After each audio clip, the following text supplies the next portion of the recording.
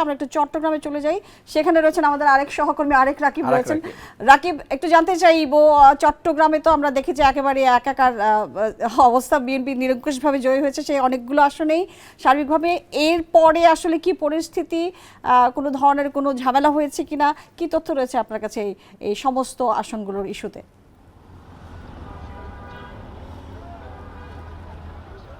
চট্টগ্রামে আসলে চমক দেখিয়েছে বিএনপি। জামাতের যে জোট ছিল 11 দলীয়, তারা আসলে ধারণা করেছিল তারা হয়তো 4-5টি আসন পাবে, কিন্তু সেক্ষেত্রে মাত্র 2টি আসন তারা পেয়েছে। সেক্ষেত্রে একটি আসন পূর্ব নির্ধারিত ছিল অনেকটা, কারণ আমরা 91 সাল থেকে দেখেছি সে আসনটি জামাতের ক্ষমতায় ছিল সবসময়, এবং সেটি সাতকানিয়া অঞ্চল।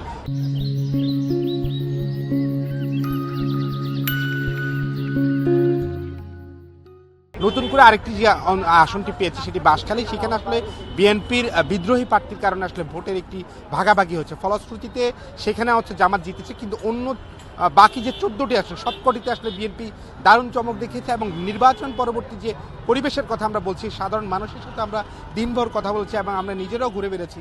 গতকালকের পর থেকে এখন পর্যন্ত চট্টগ্রামের 16টি আসনের কোথাও কোনো ধরনের সংঘাত, সহিংসতা কিংবা যারা বিজয়ী হয়েছেন তাদের পক্ষ থেকে কোনো ধরনের বিজয় মিছিল, উল্লাস এই ধরনের কোনো ঘটনাই ঘটেনি। এবং আমরা দেখেছি গতকালকে ফল ঘোষণার পর যখন অনেকটা নিশ্চিত প্রার্থীরা যে তারা বিজয়ী হওয়ার পথে, আমরা তাদেরকে দেখেছি দলীয় কার্যালয় থেকে তাদের নেতাকর্মীদের প্রতি নির্দেশনা দিয়েছেন।